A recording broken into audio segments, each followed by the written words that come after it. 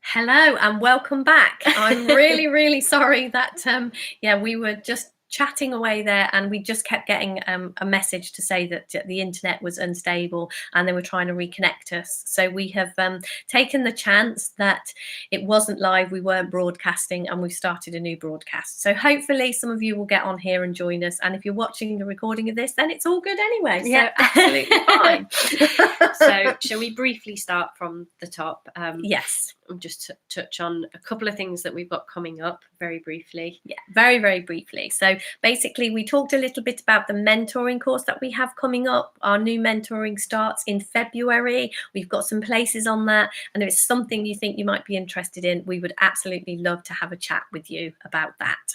And you can find that on our website. And Beck was saying that one of the things that we do if you join the group mentoring for 3 months, is you get money off, discount on anything else you do with us. And we have got... So we've got a retreat coming up in February. So you could have a real good start to the year and join the mentoring and come to the retreat. But equally, you could do either or. So all of the information about that stuff is on our website. So if you want to go and have a look or connect with us, there's plenty of ways to be in touch. We'd love to do that. Cool. So Deb had started talking, I think pretty much kind of finished telling us about her living and learning. Do you want to do a 5-minute rerun? See what you can remember. Well, maybe you say something. We'll see. Maybe I'll add something at the end if it's, because the recording will be on YouTube. All right, I guess, if there is any. Okay, so I'll just dive straight in with my living and learning this week. Is that okay? Yeah, that's perfect. Yeah, cool. I love that. So my living and learning this week actually has come off the back of 2 things that happened on Thursday last week.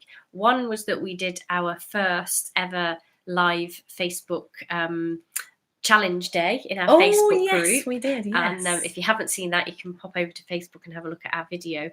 And every Thursday we're going to be doing a challenge day where we kind of say, this is our challenge for today. Do it as long as you like, but certainly have a go today. And our challenge last week was to notice our new thinking. We talk a lot about thought and how we're wired for new thinking. So our challenge was actually to just become more aware of that. And then the second thing that happened was we had a mentoring, our current mentoring program. We had the call on Thursday morning with our mentorees, and we set some homework to do something that honors who you are as kind of both the human and the spiritual you. And those 2 things kind of sort of combined a little bit for me. And what's kind of been happening for me over the last week, which has been off the back of those 2 sort of challenge homework pieces, is that I have really been aware of my new thinking. I've really seen a couple of things that have happened. And I picked up my Bible for the first time in about 4 or 5 years and properly started to read it again. So I'm going to kind of go backwards a little bit and talk about new thought and that, and then that links really nicely into me reading my Bible.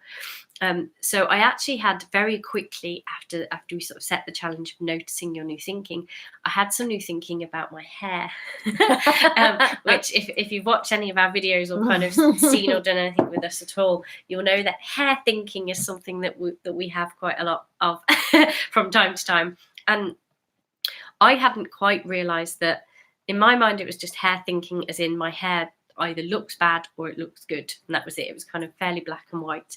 And what came off the back of the new thought challenge was I had a thought about my hair, and I actually saw that I notice when I look at other people's hair and their hairstyles and things like that, and especially people I see a lot, that they have hair that kind of does different things. Like, so, and Deb's a great example today because she's got her hair tied up, whereas yesterday she had it down. And I look at other people and think, oh, they can do loads of things with their hair. They have a day where they tie it up. They have a day where it's wavy. They have a day where it's straight. They have a day where it's down, and all these different things. And in my mind, my hair either looks good or it looks bad. It doesn't do anything else, my hair. Like, it doesn't, I don't have days where it's kind of straight or wavy or a bit fluffy or a bit this or a bit that. It's just one or the other. And the new thought that I had about it off the back of that challenge was that just isn't true. I really suddenly saw, oh my gosh, my hair does loads of different things. I have days where it kind of flicks out in this really funky, slightly messy way. I have days where it's a bit fluffier and there's a bit more fun. I have days where it's really sleek and tidy and perfect looking. And just everything, you know, when people sometimes say if they have a near-death experience, they have like a whole flash of their life just runs through their mind. You had a whole flash of your hair. I did. I had a near hair experience where I just had this catalogue of, oh, it does this and it does this and it does this and it does this. And I genuinely hadn't seen that before. I just got it set up that my hair was either it looked good or it looked bad. And it was just suddenly all these visions of, oh, my hair does this. Oh, and it does this. And I can do this with it. And it's done that for me before. And just something about that really shifted something for me. I think that's seeing the capacity for new thought and how many things that we have as very black and white, that it's this or it's this. And if it's not that, it can only be, you know, we really box ourselves in that way, don't we? And more and more, I think this conversation opens you up to the fact that it might look initially like there's this or this, but actually there is this near hair experience nor anything, and near anything we literally can. There is so much more that we can see about anything, really, isn't there? Right, and that amazing. Leads really nicely onto our homework off the back of the mentoring. And we always, on those programs, when we set homework and with the challenges, we join in, because actually one of the reasons we're doing it is because we've seen the benefit of being in this conversation in a kind of curious exploration kind of a way. And playful. And very much being playful. And so we'd set the homework we'd had a whole mentoring session about kind of how we're both human and spiritual, and we're 100% human, 100% spiritual, and how amazingly those two things actually play out together. And so we set the homework, and we set homework sometimes without thinking through what we might be able to do with it. So we're there going, do something that honors, you know, the truth of who you are, that you're both human and spiritual. What on earth are we going to do? And it was really good fun, because then what Deb's done with that is entirely different to what I've done with it. We often do very different things, which to me perfectly honours the humanness of it, that we are quite different in a lot of ways. And what I went away and did was something I've actually wanted to do for a long time, but there's been like a thought and an idea that stopped me. And that is that for many of you, you'll probably know that we grew up in a family that went to church, and we read our Bibles, we went to Sunday school. And for a long, long time, I loved that part of my life. And then it went very sour for quite a while. And it wasn't something I enjoyed. And I sort of left the church. And for me, it was all wrapped up in one. I couldn't kind of open my Bible. I didn't really want to talk about how the Bible works and that sort of thing. And I had a lot of thought around, if I read my Bible, all I'll be able to see is what I've always been taught about it. And that didn't sort of sit comfortably with me anymore. Like the way I've been told what the Bible meant and what the teachings were. And over the last couple of months, maybe 5 or 6 weeks, perhaps, I've been reading a book about Mary Magdalene, who's a character in the Bible, and from a really different perspective as to what I knew her as when I kind of went to church and studied the Bible. So it kind of, as I was reading that, it gave me this little bit of space of, well, what if it isn't, you know, what if you can start to see the Bible differently and have a new experience of what you read and what you get from it.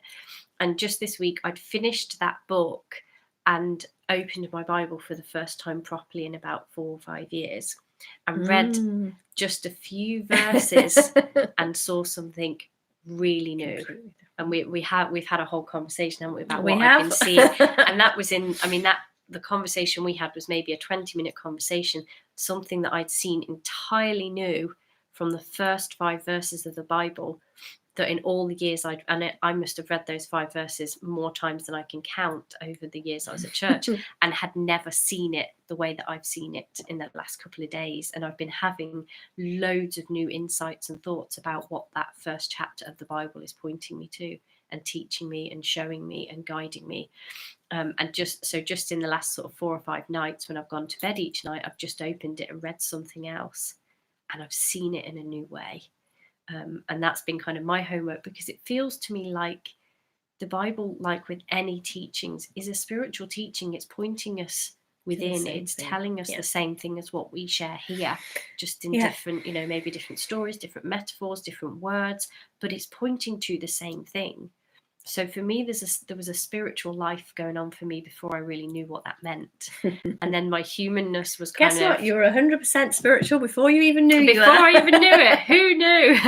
And then for me, the human part was actually being able to see that I could actually just read something and it's okay. Like there wasn't, I think I'd kind of got it set up that I can't read the Bible unless I'm religious and going to church and believing the kind of fundamental beliefs that a church tells me to believe. You can kind of see that Bibles are very connected to religion, and so it feels, and it is, again, that's, as human beings, we're really, really good at connecting things that don't need to be connected, and we do miss out on such a lot when we can't disconnect those things that were never connected in the first place. And it really feels like that's what's happened for me this week, is that's disconnected itself. It's like I can read my Bible and it means what it means to me, and that's perfect, and it doesn't need to be more or less than that. In the same way that, you know, I've read quite a few sort of what you'd maybe call spiritual books over the last 4 or 5 years, and there's been nothing kind of, I've read it and gone, oh, I must now join a religion or do this or go to that church or any of that.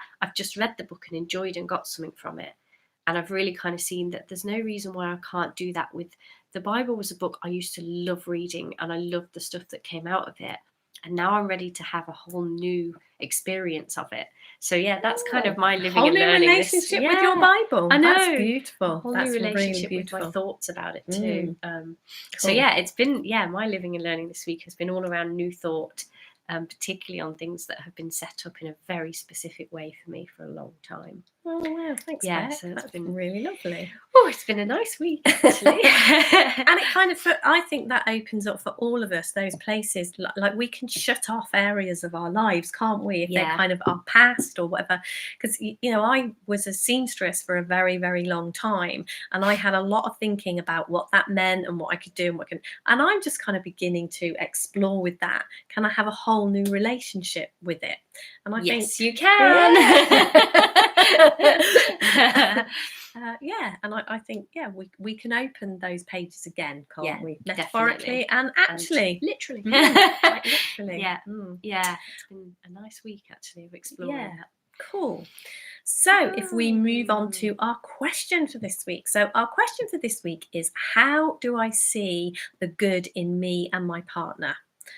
What a good question. We kind of said this year we'd focus a little bit more on some relationship type questions and topics, and that was definitely I think the relationship topics for me, they kind of spread out into everything. I think when we kind of explore these things, even if that isn't exactly your thing, you can liken it to something that is your thing. The first thing that I want to kind of start off with this is when we did our conference in November, we did some talks. We recorded some talks with all sorts of amazing people. And we've been sending out these talks on a weekly basis to anyone who had a ticket to the conference. And the last talk that we did, we were really, really honoured to be able to have an amazing talk with George Pransky. What an amazing man. And he had been... We actually had to put the talk off, and we did it very recently because George was incredibly poorly coming up to Christmas. In fact, I think he nearly died, didn't he? He was very, very I don't poorly. know the exact details, but I know he'd been quite poorly earlier in the year. And was in recovery mode for sure. And then I think he took a little bit of a nosedive. So he's been incredibly poorly, but it was really, really lovely to speak to him and to be able to do this interview with him. And what really hit me while we were doing this interview was how simply he sees what we are pointing to, how he just kind of, he doesn't really have any time for going back to complicating it, and he doesn't take much notice of the protests kind of around that. He's just, this is simple, just keep it simple, this is really, really simple. And it's one of those, you know, how do I see the good in me and my partner?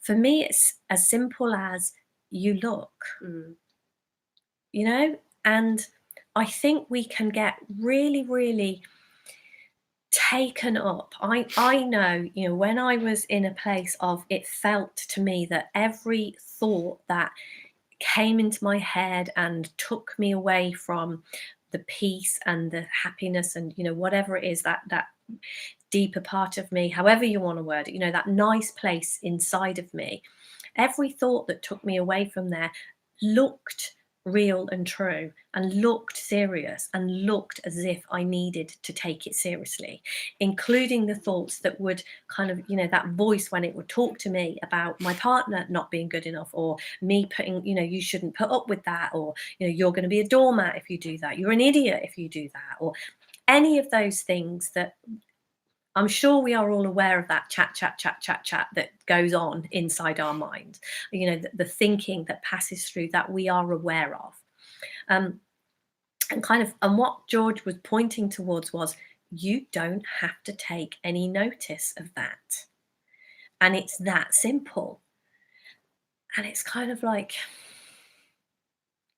for me, again, like, the challenges and the things that we do, the way that we get curious and the way that we play around with this is, George said, you don't have to take any notice of that.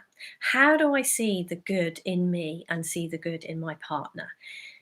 You don't take any notice of the thinking that tells you you're no good or tells you he's no good. That's like, yeah, but sometimes when I have that thinking, it looks persistent, it feels like it's giving me information, it feels like it's telling me something. Oh, I'm not sure that that's safe, I'm not sure that I can do that. And for me, the reason that we do challenges, the reason that we get playful, the reason we get curious is because I have heard people like Sid Banks and George say, this is simple. You just don't have to take that thinking seriously. So then I kind of get into a curious place, right? So I'm having this crazy thinking and I don't have to take it seriously. And, I can have yeah, but you're not inside my head. You know what this thinking's like. I loop back, I do this. And then it's right, okay, just bring it back to that simplicity. That is, you don't have to take this seriously. And the more I get curious about this, well, it feels so serious. How can I not take it seriously? But to me, the answers aren't, somebody can't give you an answer to that. I can't say, how do you stop? If you said to me, how do I stop taking my thinking so seriously? Everything that we are talking about here, everything that we're pointing to says, like, I don't know the exact way you can do that. But what I know is that you can. Whatever it is, even if it's nothing to do with your partner and nothing to do with seeing the good in your partner, if there's something that you're kind of like, yeah, but I can't do that. Yes, you can. If another human being has done this ever, it's doable. It's on the table. It's there. And for me, it's kind of get curious and play with that. Because, when Beck was talking about new thought, when she was talking about having a whole new experience of her hair, it's like, that's what we get. That's what's on offer for us when we are in this conversation and looking in this direction. It feels like as we allow our mind to open and get curious and start to look, it's not even, we don't exactly do it, it happens. And I really can see that. One of the thing that I have done as the homework off the back of the mentoring that we did was decide to choose love. That was kind of it. It's like, right, in every given moment, that whenever it occurs to you, if you find yourself in a funk, if you find yourself disagreeing with anyone, if you find yourself annoyed when you're cooking dinner, whatever, across the board, choose love. And then I'm kind of playing around with, well, what does that mean? How can I do this when it's, I'm annoyed at cooking dinner? What does choosing love mean there? And just kind of getting curious and being like that. I'm kind of like, well, why don't you just enjoy cooking dinner then? And very much, again, the same sort of thing. Why don't you, when you're with Russ or looking at Russ or being with Russ, why don't you just enjoy it? And it feels to me as if it really, truly is that simple. When we get curious and look in that direction, we have that new thought. We have a new experience of our Bible. We have a new experience of ourselves and our partner. To me, The only thing that gets in the way of that is when we go to a place of, yeah, but I can't. I'm different. That's not what happens for me. When we are prepared to get curious and look and play, you'd be amazed what can happen. Yeah, I really like that. I was hoping you'd share what you'd done for your homework. One of the things that kind of was occurring to me as you were sharing some of that is because we don't do the kind of how to, we don't do these are the 7 steps to seeing the good in me and my partner, etc. But what I do see that we do is exactly like Deb says, the kind of getting curious thing. And we've had a client recently that has been talking to us about something they particularly struggle with and have struggled with for some time. And in the midst of one of the conversations I was having with them, they specifically said to me, this area that I'm struggling with, I want to see something new. And actually they weren't even quite that. It was more like hiding behind my hands. Can I? Is it possible? Should I? And it was a little bit of a shaky conversation. I sort of want to. I'm kind of ready. How do I? What would be, how would you do something when you're ready to see something new? And my kind of response to that was just you saying that, not even having to say it out loud. If you'd have just said to yourself, I think I'm sort of kind of almost brave enough to be ready to see something new. What I have seen happens is that the universe, God, this essence, whatever you want to call it, that the energy behind life meets us way more than halfway when we're even the tiniest bit courageous enough to step up and go, I'm kind of ready to see something here now. And we, in whatever way we do that, I know one of the things, because of our background, we often do kind of talk to God. We do put it out there to God. But I also know for some people, it's not quite that. It's talk to the universe. It's go within. It's open your heart. It's meditate on it. And all of those things that I'm saying there is find what resonates for you, but in some way, put this out there. If there's something you want to see something new about, exactly like the challenge we did last week about being aware and noticing new thought, when it's how do I see the good in my partner, or any other how do I, kind of put that out there with an open heart. And one of the things that happened for me the other day, a little bit like I kind of shared in my living and learning, I was curious to see how I could be more thankful in life, or how I could be more aware of what my voice was telling me. And that voice, I mean, by voice, I kind of mean that wisdom, not the crazy thinking that, I'm not so interested in the crazy thinking that's going to take me off in that direction. I'm interested in that inner voice, that heart-led voice that I know we all have. And I happen to have heard somebody talking about that's something they called soul voice meditation. I think that was the right phrase. And the way they kind of talked about it, I was interested in it, but I kind of knew that was their way, and I would have my own kind of version of that. So I thought, I'm going to play around with this. And so just the other night, I did this little kind of, I don't know, maybe meditation isn't quite the right word, but I sort of had this internal conversation with myself about being able to see the places in my life where I'd listened to my voice, my wisdom, and the places where I hadn't. And this, I kind of just put it out as a question, and maybe not even out, maybe I put it in, I'm not quite sure. But I kind of sat with, it was bedtime, so I was kind of lying down, and I just kind of went, okay, so I'm really interested to know all the times in my life where I've heard and seen my wisdom and paid attention, and maybe some places where I've kind of ignored it. I want to get to know that about me a little bit more. And I kind of had this moment where I zoomed back into kind of my very early childhood, and then watched my life play out and saw these amazing places, and really everyday places, where I'd heard this voice within that said, do this, or go there, or try that. And it was everything from the simple things like I had an aquarium full of fish for many years in my life, and I loved it. And that was definitely an inner voice that said, hey, have some fish. Fish are great. Fish are friends, not food. That's a quote from Finding Nemo. And it was very much like, hey, that was the voice of wisdom for me. And fun things like, I was a massive Coventry City football fan for a number of years. They're still a little bit in my heart. Oh. I'm not such a football follower now, but I had for 3 years, I had a season ticket. And that was an inner wisdom. That was a, hey, it would be really good fun to go and support them every game. And, you know, and then there was all sorts of moments where I was like, yeah, that wasn't such a great choice. I had some wisdom there and I kind of went against. And I just saw this playing out, this thread through my life of moments where I did and moments where I didn't listen to that voice. And at the end, I was kind of having this internal conversation of real thankfulness that I'd listened to my voice when I did. And actually real thankfulness that sometimes I didn't.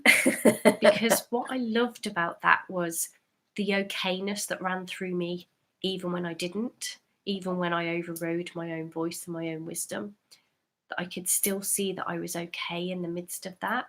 There was no beating myself, oh, I should have listened to it there, or I should have listened to it there. There was just this like, yeah, actually, all of those moments were okay. And here I am now, really, really okay. And so I just had this beautiful, thankful moment. And kind of what I'm pointing to here is that occurred to me to do that because I was a little bit curious and a little bit interested about this other person that had done this soul voice meditation, which from when I read what she'd done, that was actually nothing like what I ended up doing. But it kind of inspired me to do something for me. And I think what we're constantly kind of saying here and what we're trying to point to is that you'll know what that is for you. You'll know what it is you can do to see the good in you and your partner. And I don't know, the words get quiet come to me a lot. Get quiet and there'll be something that helps you and guides you. But being open and being, you know, with an open, curious heart, you'll know what to do to see the good in you and your partner. You'll know what it is that is right for you in order to do that. Or whatever, you know, if the end of that sentence, how do I see the good in me and my partner? If the end of that sentence is something different for you, how do I, you know, fill in the blank there? It's with an open and curious heart. Ask, you know, ask yourself internally, ask the universe, ask God, ask the essence of life. Because actually that thread that ran through my kind of meditation moment where it was real thankfulness for when I did and didn't hear my own wisdom, the okayness was there all the time. And whatever that okayness is, for me, that is the essence of the universe. And the more that I know that that's available to me, the more I see the good in me and whoever, my partner or anyone, that that's available in them too. That okayness is the goodness in them, is the love that Deb was talking about a minute ago, that she's kind of reflecting on and focusing on at the moment. That's actually available to all of us all the time. And I don't know, it is as simple, I think, as what George was saying, is look for it. It's there. Just look for it in whatever way that looking occurs to you to do. Look for it, listen for it, feel for it. You know, sniff it out. That's a good one when I've got a cold. Yeah. But it's there, you know, we have all these senses and yet we also have an inner sense. We do. That's a bit more than those 5 senses. And maybe it's bringing all of those senses together somehow. But you'll know how to find that. Yeah, we do. We are truly amazing as human beings. Very intuitive. I'm just kind of going to say this. I haven't run this by Beck yet, so you know what's Deb going to do? Never good when she starts with that. We were just talking about that recording that we did with George Pransky, and I know that not everybody got that out. It was a private recording and not everybody got that. So if you are listening to this or watching this and you haven't seen that recording and you would like to, if you comment below this video, if you comment on YouTube, send us a comment and say, yes, I would like the George Pransky recording, then we'll find a way to send it to you. We'll be in touch and we'll get that to you. Yeah. Okay, yes. Just in case. We don't want to leave you in the dark. We don't want to be on, yeah, but I would love to have that. What George Pransky thing? Tell us more. Yeah, there's nothing worse than going, yeah, but I want to know what it is. Yeah, that's a good idea, actually. Comment below and we can get that to you for sure. Cool. Yeah, nice. So our topic this week, this is a really interesting topic. This makes my heart sing. Yeah. Yeah. When unity speaks. Oh gosh. If you have been around us or listened to anything that we have said, for any length of time at all, you would know that Beck and I continually speak about this place of balance. It's something that we really, really see, and especially, around, definitely for me, the first place that I saw that was around relationships. How I was a real people. Yeah, I'm going to move back because I know what's coming. I was a real people pleaser, and then I would swing and become, a little bit of a bully, but it didn't feel like I ever kind of came to rest in that place of balance. And I know at the moment, and I have nothing against anybody who does kind of stuff around women, I absolutely can see that women's voices have been silenced for way too long, and I have been invited to countless things, to speak for women, and because of my story and what happened, I share that as a woman, and I love that, and I love every one of those that I do in all of those groups that I'm a part of. But it kind of feels to me that for us personally, I know there would have been times when people have talked about us and our business and kind of said, why don't you do things with women particularly, and why don't you only work with women? And for whatever reason, we absolutely never happened. No, it hasn't. And we have some amazing men that follow us and that are a part of what we do.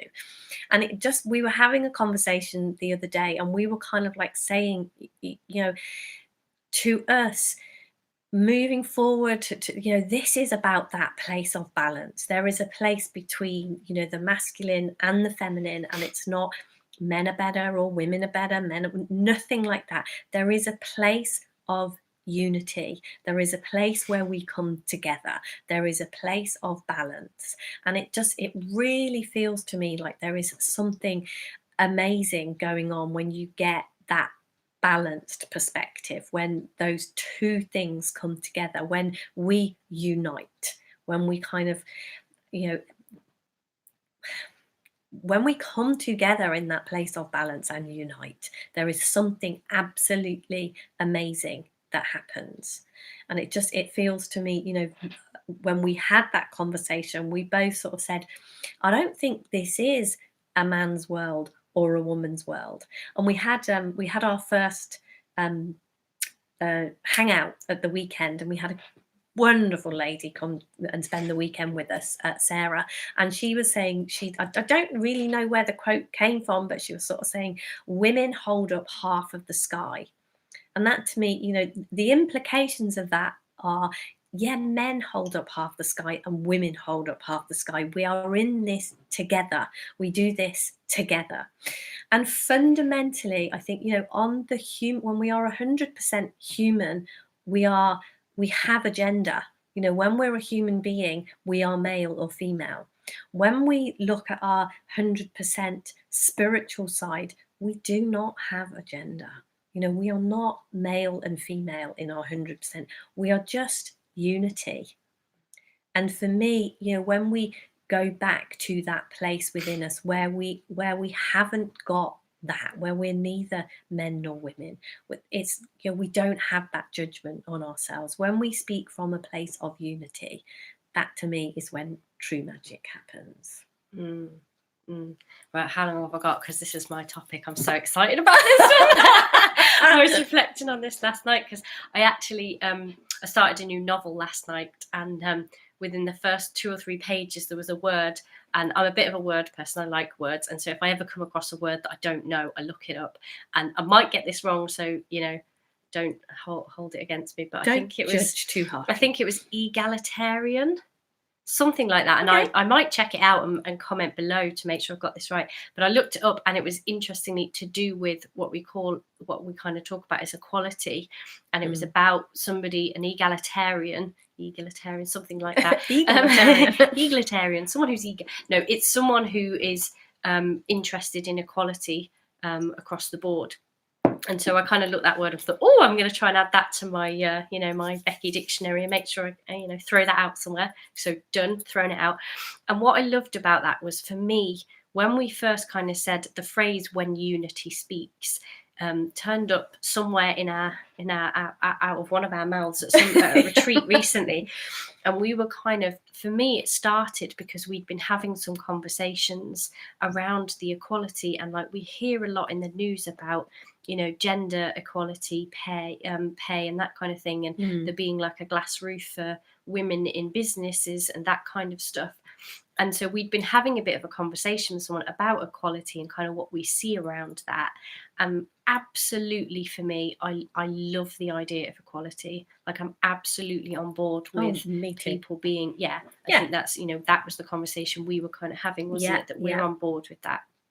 Like, but what I can see happens, and exactly like Deb was saying there in the pendulum swing, is that when we kind of fight for something, or when we go all out to have something happen, if we are not careful, what happens is we swing straight out of balance. And for me, I can see that is where the kind of fight for equality will go if people aren't in this kind of conversation in some way about what equality actually means. What do we actually mean about equality? Because if we're not careful, we start to fight for equality and we lose it by going too far on that pendulum swing. So it's knowing that equality is that place where we are equal, that men and women, because that seems to be where we do unite. Yeah, where we do unite, where we have the equal rights, we have the equal pay for the same job. There's no glass ceiling around where people can go in a business. Either way, because I think, absolutely. You know, having kind of watched my daughter with the baby, and, you know, very often those kinds of things, there are certain roles where, like, women are like this, and it's kind of like, across the board, we're human beings. We've all got something. And one of the things that kind of, where I then took it when I was reflecting last night, and this word happened to pop into my novel, fantastically timed, was how, like, the male-female kind of equality and unity kind of discussion seems to be the hot topic, but actually there's a bazillion places, great word for a big number of people, bazillion. There's a bazillion places where we divide, where we're not united. And like, I mean, obvious examples, I've mentioned being a football fan today, and, you know, that's an obvious one. We divide over sports, don't we? Like, we just do. You know, and recently politics is a massive one, where it's like, you should support this particular party versus that party. And even things around like the climate change conversation, which I know we touched on quite a bit in a recent show. We divide on all of those things. And what we kind of, one of the things we're about to do is a mastermind program with a small group of people that we particularly want to develop a program with and work closely with. And in the midst of a conversation about that today, the kind of question, it wasn't quite worded like this, but this was sort of the essence of the question: what is it that each person kind of brings to the table? If we work with the group of people we particularly want to work with, what do they each bring? And you could see that because each of those people brought something fantastic to the table, there was going to be a unity. There was going to be this amazing, I can't even tell you what's going to pop out of that group, because when we all come together, I know, we're so excited, there's going to be this unity. And what, for me, I saw in that unity was that what is going to happen is that each person brings a strength and some weaknesses, and they're going to be, if you kind of, not that there is a way, I don't think, of doing this, if you were able to plot out that person's strengths and that person's weak, you know, we would be equal in the strengths and weaknesses that we can bring to that group. And that is what's going to unite us, that we want to do that, that we want to recognize the strengths and the weaknesses that the people in that group have. And to me, that's the same as like unity, whether it's a political party, a football, you know, team, or whether it's men and women. There are strengths and weaknesses that everybody can bring to the table. Absolutely. No matter what table that is, you know, whatever table that might be for you.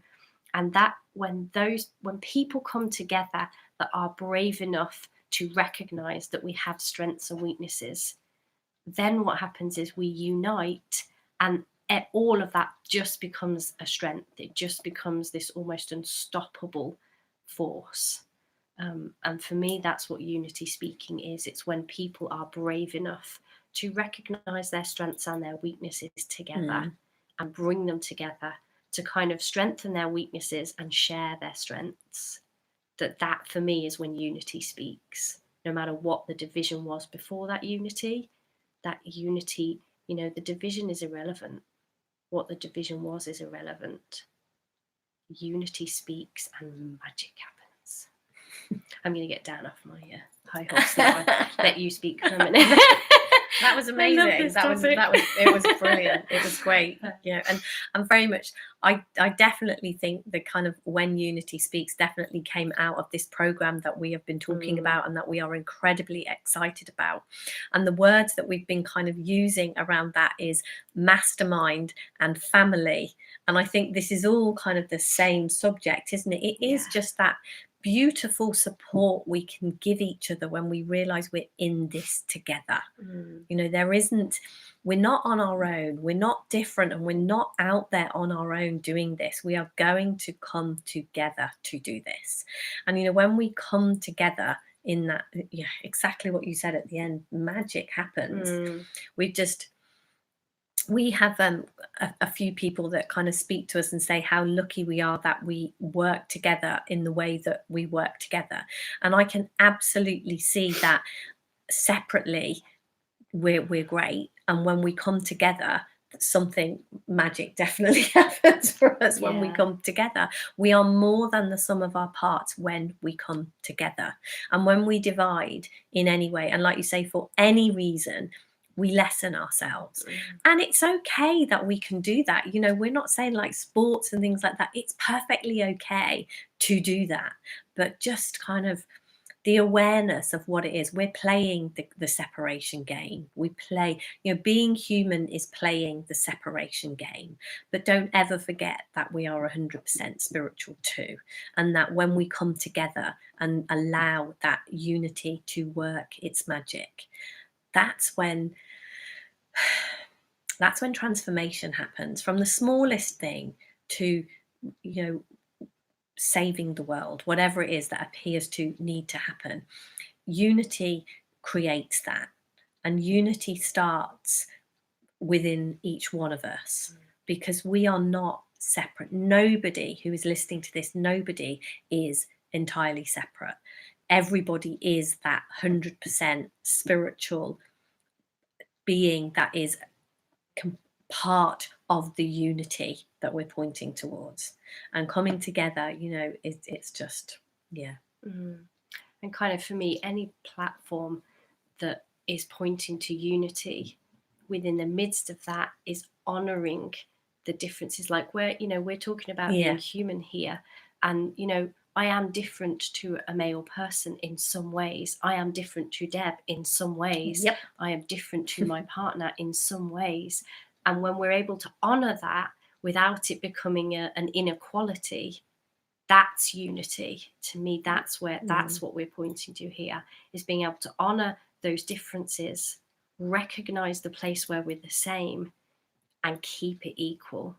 That's kind of, for me, that's what unity is about, is being able to do both of those things. And in a way, that's kind of, if we go here, it's like we've kind of said that, and then it could be, oh my gosh, how do I do that? And I think very much, we saw that, and we are definitely, it's something we are playing around with. We are getting curious about, how do we do that? And this program that we're developing, is how do we do that? And going back to, our question, how do I see the good in me and my partner? It doesn't look to me like anything that we're kind of in a place of, how do I do that? It's great to put the question out there, and it's great to ask the question in here. And it's great to kind of look at, how do we do that? And watch this space, because it's definitely, it is something, as you can tell, I guess, that we are incredibly interested in. This unity, that the oneness, the fact that, we are all 100% spiritual, but we're also 100% human too. And the unity of those two things is pure magic. So I liked that topic. Did you, Becky? Yeah. You hit it beautifully. Yeah, I love the idea of unity. It just something really sparks in us when, as human beings, we recognize the oneness in us. Truth, love, whatever you want, whatever words you want to put. Whichever word sits nicely for you. Yeah. Okay. Wakes something up in us, doesn't it? So we've been quite good with the time tonight. We haven't actually run over, have we? We've done very, very well. Ourselves in check. So